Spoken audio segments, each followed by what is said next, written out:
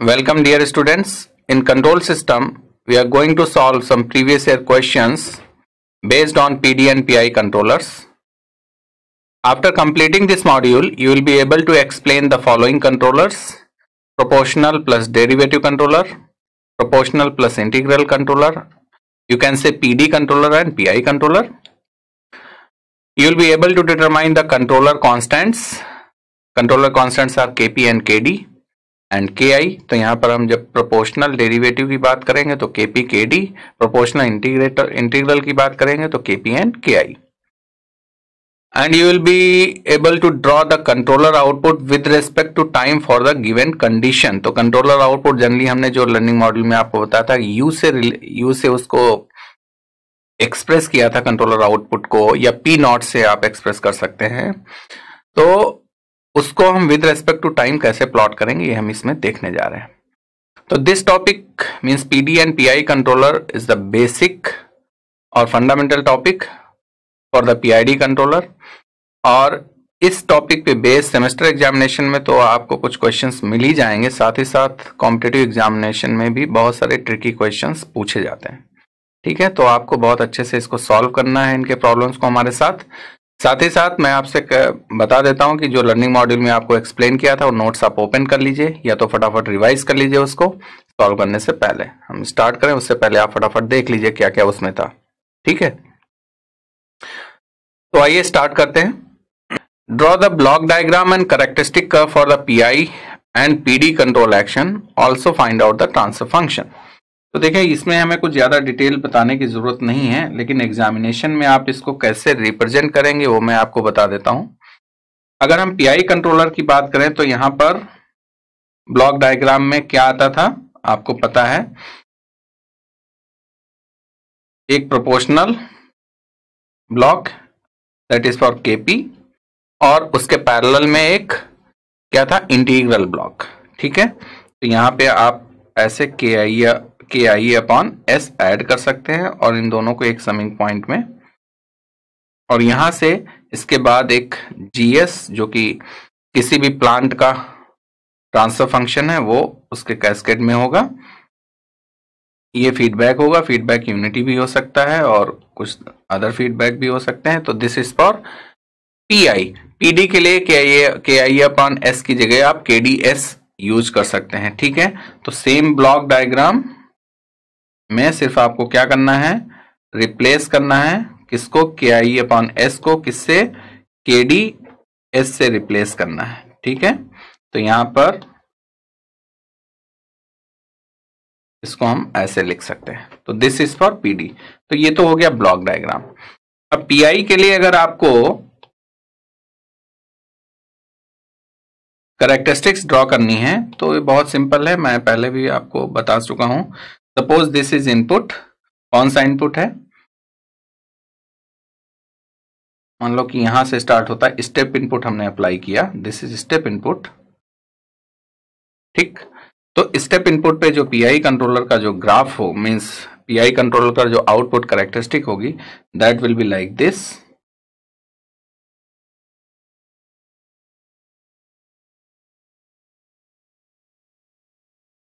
This will be the characteristic for pi controller. और ये very करता है कि जैसे जैसे पैरामीटर्स जीएस वगैरह के ऐसे केपी और केआई के वेरी करेंगे वैसे ये वेरी करेगा, लेकिन this is the basic characteristic of the pi.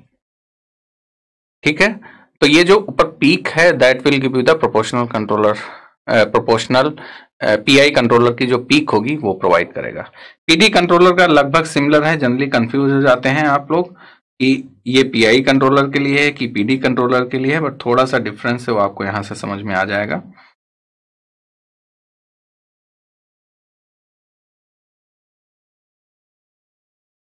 This is for PD controller. ठीक है, तो यहां पर जो ये पोर्शन है that will give you the PO. समझ गया. तो इस आंसर में मतलब ये जो पर्टिकुलर क्वेश्चन है इसमें आपको की पूरी डिटेल लिखनी है. जो भी थ्योरी पार्ट में हमने आपको एक्सप्लेन किया वो आपको मेंशन करना है, ब्लॉक डायग्राम बनाना है, उसका डेरिवेशन लिखना है, उसका ट्रांसफर फंक्शन लिखना है. ट्रांसफर फंक्शन तो बहुत ईजी है, केपी प्लस के आई बाई एस, और जीएस के साथ उसको आप क्लोज लूप ट्रांसफर फंक्शन लिखना है तो फीडबैक को भी आप इंक्लूड कर लेंगे और देन उसकी कैरेक्टरिस्टिक आपको ड्रॉ करनी है। साथ ही साथ ऐसे क्वेश्चन में जहां पर पूछा जाए कि ऐसे या शॉर्ट नोट करके पूछा जाए तो आप उसके थोड़ा सा एडवांटेज डिसएडवांटेज भी मेंशन कर देंगे तो ज्यादा अच्छा रहेगा। डिसएडवांटेज एडवांटेज में स्टेडी स्टेट एरर किस में इंप्रूव हो रही है, स्टेडी स्टेट रिस्पांस किस में इंप्रूव हो रहा है या नहीं हो रहा है, ये आपको मेंशन करना है। ठीक है, लर्निंग मॉड्यूल को आप बहुत अच्छे से देखिए, बहुत अच्छे से हमने उसमें आपको एक्सप्लेन किया था, आपको समझ में आ जाएगा और उसको रिवाइज करने से आपको थोड़े से ट्रिक्स पता चल जाएंगे, क्वेश्चन टाइप्स पता चल जाएंगे जो ऑब्जेक्टिव टाइप में भी पूछे जा सकते हैं। And next question is a control system with PD controller. यहां पर क्लियरली मेंशन है पीडी कंट्रोलर है, प्रोपोर्शनल डेरिवेटिव कंट्रोलर है, shown in the figure below. If the velocity error constant KV, तो यहां पर क्या गिवन है, इसका सोल्यूशन अगर आप लिखेंगे तो velocity error constant KV given है and KV exist for type 1 system unit step input या रैंप इनपुट। तो दिस मतलब आप हर एक इनपुट टाइप के लिए आप केवी और केवी एंड के जो वेलोसिटी प्रोपोर्शनल और या पोजिशनल और जो एक्सेलरेशन एरर कांस्टेंट थे उनको आप देख सकते हैं। तो केवी इज 1000, ठीक है, ये गिवन है and the damping ratio zeta is 0.5, तो ये भी गिवन है। आपको क्या फाइंड करना है, केपी की वैल्यू फाइंड करनी है और केडी की वैल्यू फाइंड करनी है। अब ये कैसे फाइंड आउट करेंगे तो देखिए यहां पर इन दोनों को आप, ये तो कैस्केड में ब्लॉक कनेक्टेड है, पीडी कंट्रोलर प्लस उसका जो प्लांट का गेन है वो, तो ये हो गया जीएस और यूनिटी फीडबैक है तो एच एस इक्वल्स टू 1 हो गया। तो यहां पर आप इसका close loop transfer function find कर सकते हैं, पहली बात, ठीक है, close loop transfer function find कर सकते हैं। और केवी किसके लिए गिवन है, यहां पर जो ये सिस्टम है जीएस उसके लिए केवी गिवन है, तो हम केवी वाला फॉर्मूला भी यूज करेंगे। केवी क्या होता है, limit S tends to 0 S times GS H S, वहां से भी देखेंगे क्या रिजल्ट निकलता है। Close loop transfer function second order का आएगा, उसको हम कंपेयर करेंगे और ओमेगा एंड जीटा जो भी है उनकी वैल्यूज को सॉल्व करेंगे। तो यहां पर क्लोज लूप ट्रांसफर फंक्शन अगर आपको देखना है तो ये G S upon 1 plus ji S H S is 1, तो जी एस कितना है, के P plus K D S into 100 upon this, तो इसको हम डायरेक्ट लिख सकते हैं। तो ये क्लोज लूप ट्रांसफर फंक्शन हो गया, ठीक है। अगर इस क्लोज लूप ट्रांसफर फंक्शन से आप कंपेयर करना चाहें तो यहां से क्या होता है, इक्वेशन, जनरल इक्वेशन होती है S square plus 2 omega N zeta S plus omega N square, इससे आपको कंपेयर करना है, ठीक है। तो यहां पर 2 ओमेगा एन जीटा कितना आ रहा है, after comparing 2 omega N zeta equals to 10 plus 100 K D, ठीक है, and omega N square equals to 100 K P, ये दो पार्ट आ गए, ठीक है। इसको हम एज इट इज लिखा रहने देते हैं and also we have, right side में आप देख सकते हैं, तो के वी इक्वल्स टू क्या है, limit S tens to 0 S times G S H S and limit S tens to 0 S times G S H S कितना है 100 K P plus K D S divided by, ठीक है। तो और केवी की value कितनी है 1000, यहां पर एस एस कैंसिल हो जाएगा, केवी की वैल्यू 1000 है, रख दिया, S S this S gets cancelled और आप एस इक्वल्स टू 0 सब्सटीट्यूट करेंगे तो यहां पर राइट साइड में आएगा 100 के पी अपॉन 10, ठीक है। केडीएस में एस है, एस इक्वल्स टू 0, डिनोमिनेटर में एस प्लस 10 है, एस 0 रखेंगे 10 आएगा, तो यहां से केपी की वैल्यू कितनी आ गई 100, ठीक। अब जब केपी की वैल्यू 100 आ गई है, देयरफॉर यहां से आप देखो इसमें Kp की वैल्यू रखिए, omega N square equals to 100 into 100, therefore omega N equals to 100। और जब ओमेगा एन मिल गया है तो यहां से जो ये इक्वेशन है इसमें 2 इंटू 100 और जीटा की वैल्यू कितनी गिवन थी, क्वेश्चन में जीटा गिवन था 0.5, तो यहां पर आप रखेंगे 0.5 equals to 10 plus 100 KD, right. तो यहां से 110 KD equals to 100, therefore KD equals to 100 by means 10 by 11, or you can say 10 by 11 means 0.99,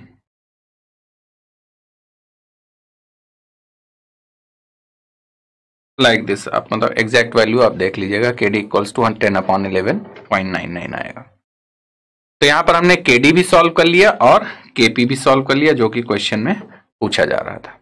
ठीक है, तो कुछ ऐसे भी क्वेश्चन डिजाइनिंग से रिलेटेड क्वेश्चंस तो जो हमने पहले किए PID कंट्रोलर में भी आप देखेंगे वैसे आएंगे, और साथ ही साथ आपको रिवर्स भी पूछा जाएगा कि कुछ एरर्स वगैरह या velocity error constant, acceleration error constant given है और आप उनके कांस्टेंट्स की मींस प्रोपोर्शनल जो कांस्टेंट है या डिफरेंट डेरिवेटिव कांस्टेंट है उसकी आप वैल्यू सॉल्व कीजिए। तो ऐसे भी क्वेश्चंस पूछे जा सकते हैं। चलिए देखते हैं next question. Question is the figure given below shows an error time graph, sketch the PD controller output with respect to time, यानी कि जो P नॉट या U जो आएगा जिसको हम कंसीडर U आउटपुट है कंट्रोलर का, उसको आप विद रेस्पेक्ट टू टाइम आपको स्केच करना है। Assume KP equals to 5, KD equals to 0.5, KP KD given है and the controller output P naught is 30% when the error is 0। Error 0 है तो उस केस में P नॉट कितना है, 30% है। ठीक है, चलिए स्टार्ट करते हैं इसका सोल्यूशन। आपको पता है अगर PID कंट्रोलर है तो KP, KI, KD तीनों को इंक्लूड करना है। PD कंट्रोलर है तो उस केस में the controller output will be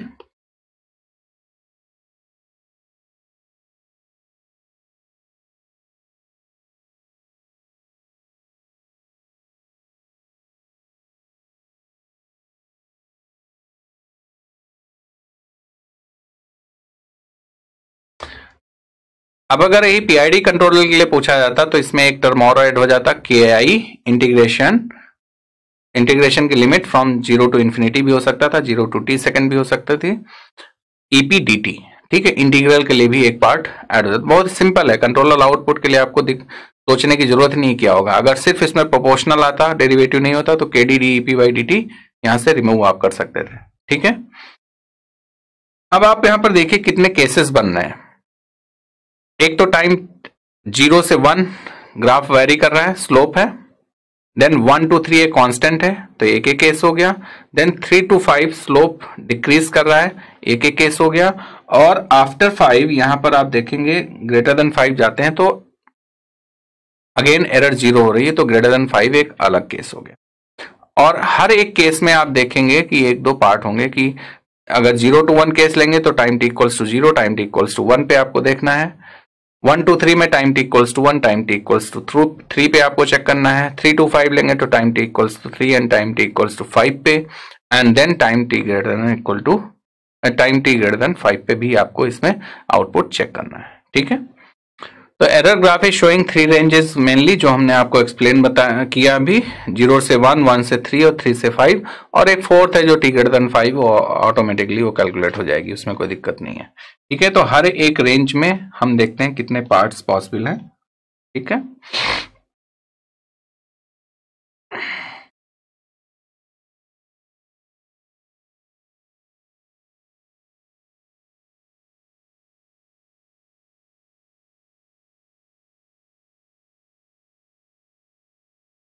अगर इसी में आप कंसीडर करना चाहें तो t ग्रेटर देन 5 कंसीडर कर सकते हैं। तो रेंज यहाँ पे एक और हम ऐड कर सकते हैं t ग्रेटर देन 5 के लिए। तो इतनी रेंजेस के लिए हमें सॉल्व करना है, तो आइए देखते हैं कैसे होगा। तो फॉर फर्स्ट रेंज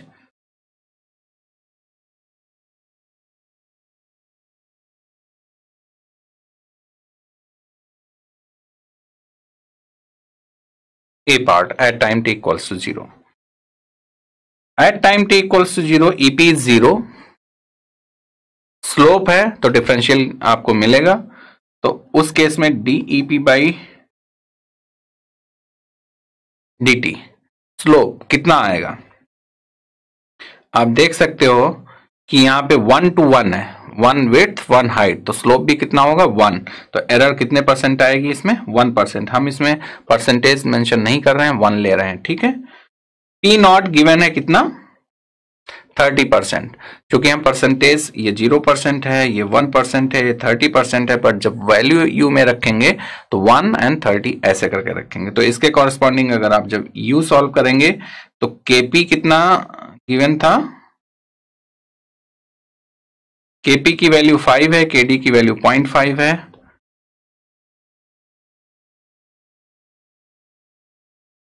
तो ये हो जाएगा 5 इंटू 0 प्लस, ठीक है, Kd 0.5 into 1 plus P naught is 30, तो यहां पर U कितना हो जाएगा? 30.5। सिमिलरली इसमें फर्स्ट में B सिनारियो क्या है? एट t इक्वल्स टू 1, तो at t equals to 1 EP equals to 1% आ रहा है, एंड DEP बाई DT भी 1% रहेगा, P नॉट भी कितना रहेगा? 30%, ठीक है। तो यहां पर U जब आप सॉल्व करेंगे तो 5 इंटू 1 प्लस 0.5 इंटू 1 प्लस 30, तो यहां से आपको मिल जाएगा 35.5। ये तो फर्स्ट सिनारियो हमने कंप्लीट कर लिया। अब आते हैं नेक्स्ट सिनारियो में, सेकेंड सिनारियो में। डायग्राम आप अपने सामने याद रखिए, या तो उसको ओपन रखिए या फिर याद रखिए। सेकेंड का ए, तो सेकेंड के ए में again at t equals to 1,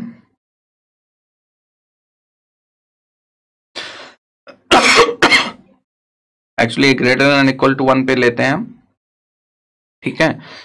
तो यहां पे EP की वैल्यू कितनी है? 1%, ठीक है। अब यहां पर EP इक्वल्स टू 1 कांस्टेंट हो जाता है ग्रेटर देन इक्वल टू 1 के लिए, तो DEP बाई DT कितना हो जाएगा? 0 हो जाएगा, और P नॉट की वैल्यू 30 है ही है, ठीक है। तो यहां से U जब आप सॉल्व करेंगे तो 5 into 1 plus 0 plus 30 that is 35। Second का B at t equals to 3 less than और इक्वल टू 3, EP अगेन 1 है, DEP बाई DT यहां पे 0 है,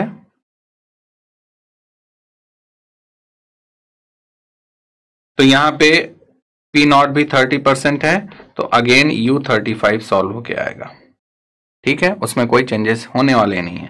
अब नेक्स्ट सिनारियो देखते हैं। Next scenario between 3 to 5, third हमने उस पर पहले मेंशन कर दिया है, थर्ड का ए पार्ट। तो एट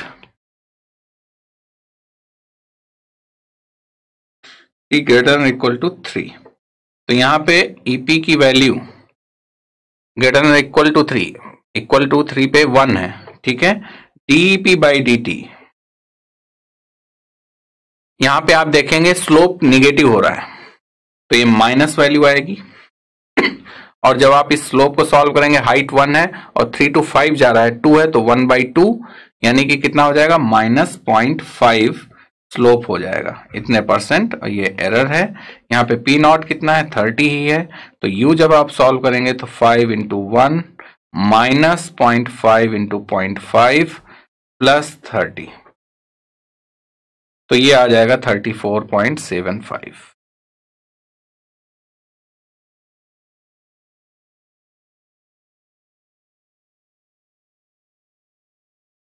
नाउ थर्ड में B part at t is equal to 5 less than और इक्वल टू 5 पे हम सॉल्व कर रहे हैं। तो EP अगेन यहां पे क्या हो जा रही है? 5 पे डाउन में 0 है।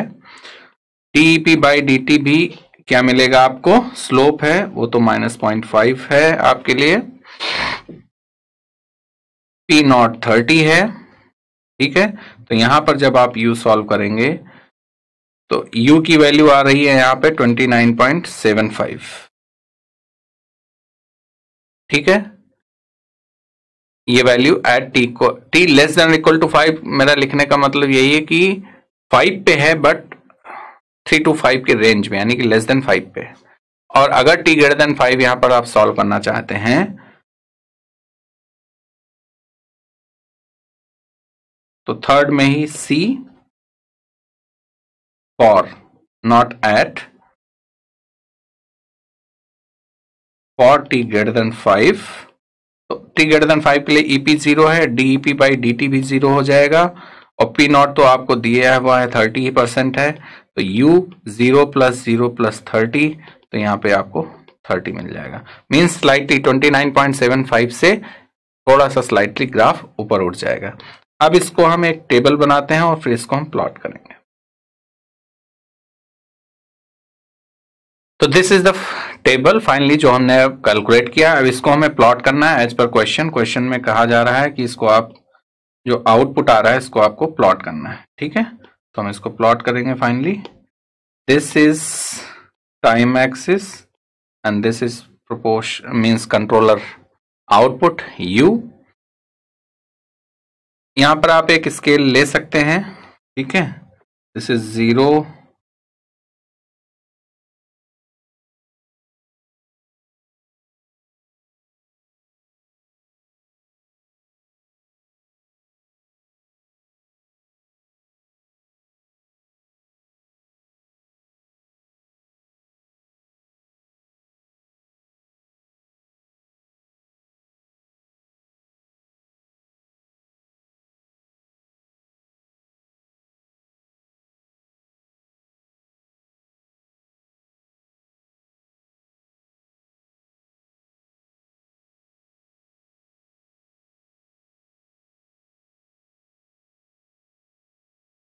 या फिर इसको हम ऐसे कर सकते।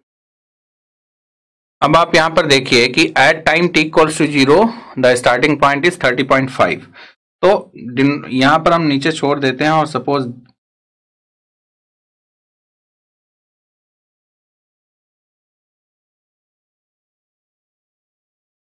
This is the starting point that is 30.5।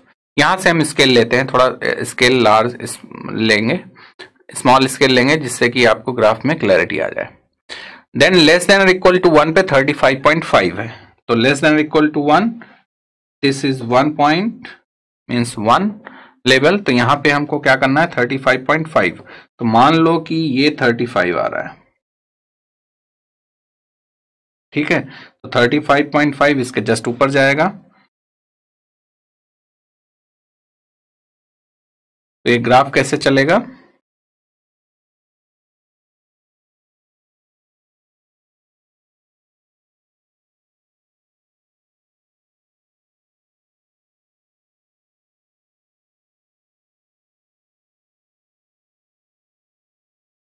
Thirty 35.5 तक गया ग्राफ। उसके बाद क्या होगा, 1 पे ही, जैसे ग्रेटर देन 1 है तो ग्रेटर देन इक्वल टू 1 ही है एक्चुअली, ये इसको हम 1 इक्वली तो कंसीडर करते हैं, तो ये 1 पे ही 35 तक डाउन आ गया उसी टाइम में, ठीक है, बहुत स्मॉल टाइम में। तो यहाँ पे 35 तक डाउन आ जाएगा ये, ठीक है। इस पॉइंट ऑफ टाइम पे ये 35 तक, ये हो गया 35.5। डाउन आने के बाद ये 3 तक, लेस देन 3 तक 35 रहता है, तो यहां पर आप देखो दिस इज 3, तो इसमें इस पॉइंट तक ये 35 चलता रहेगा, और 3 पे ही 34.75 मीन्स थोड़ा सा और डाउन होता है, तो यहां पे डाउन होगा, तो थोड़ा सा डाउन हुआ। और ये लेवल कौन सा है, दिस लेवल इज 34.75, और बियॉन्ड 3 ये 5 तक चलता जाएगा, 5 से लेस पे क्या है 29.75, मीन्स 3 से देखो 34 से 29.75, यानी कि ये डिक्रीज हो रहा है, ठीक है। और इसमें स्लोप आएगा, निगेटिव स्लोप, क्योंकि वैल्यू कम हो रही है। तो यहां पे 5 तक फाइनली ऐसे आएगा, ठीक है। तो ये इसका आउटपुट रिस्पॉन्स रहा, किसका, जो हमें पीडी कंट्रोलर गिवन था, ठीक है। तो बहुत इजी है, बस इसको प्लॉट करने में थोड़ा सा आपको सावधानी बरतनी है, मीन्स आपको अलर्ट रहना है। अदरवाइज पीआईडी और पीआई और पीआईडी कंट्रोलर जितने भी हैं, इसमें डिजाइनिंग में या इसके आउटपुट रिस्पॉन्स प्लॉट करने में कोई भी प्रॉब्लम नहीं है। साथ ही साथ आप मैटलैब का यूज कर सकते हैं, जो कि आपको हेल्प करेगा, मीन्स सॉफ्टवेयर में आप इसको सिमुलेशन को देख सकते हैं कि इसका आउटपुट रिस्पॉन्स एग्जैक्ट आ रहा है कि नहीं आ रहा है। तो you have to get familiar with the MATLAB. तो आई होप कि इसका सोल्यूशन आपको अच्छे से समझ में आ गया होगा। तो बच्चों, यहां पर हमने लर्निंग आउटकम 1, 2 एंड 3 तीनों कंप्लीट कर लिए हैं। Now you are able to explain PD controller, PI controller. You are able to determine the controller constants. You are able to draw the controller output with respect to time for the given condition. अभी हमने देखा, ठीक है। तो ये जो concepts हैं, जो हमने इसमें स्टेप्स यूज किए हैं, इनको आप अच्छे से बार बार प्रैक्टिस कीजिए ऐसे क्वेश्चंस को, जिससे कि आप एग्जामिनेशन में अच्छे से ज्यादा मार्क्स आप गेन कर पाए।